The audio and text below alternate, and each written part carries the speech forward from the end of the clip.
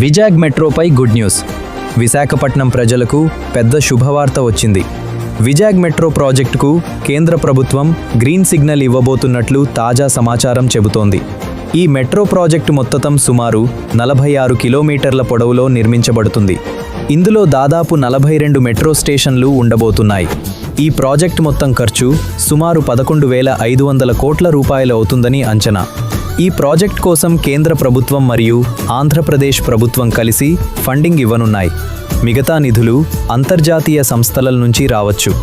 ఈ మెట్రో ద్వారా steel plant నుంచి కొమ్మాడి వరకు, గురుద్వారా నుంచి ఓల్డ్ పోస్ట్ ఆఫీస్ వరకు, తాటిచెట్లపాలెం నుంచి చిన్న వాల్టేర్ వరకు 3 ప్రధాన కారిడార్లు ప్లాన్ చేశారు. మెట్రో నిర్మాణం పూర్తయితే విశాఖపట్నంలో ట్రాఫిక్ సమస్యలు తగ్గి ప్రయాణం వేగంగా సులభంగా మారుతుంది. అలాగే ఉద్యోగ అవకాశాలు కూడా పెరిగే అవకాశం ఉంది. విజాగ్ ప్రజలు ఎంతో కాలంగా ఎదురుచూస్తున్న ఈ మెట్రో ప్రాజెక్ట్ త్వరలోనే ప్రారంభం కానుందని ఆశిస్తున్నారు.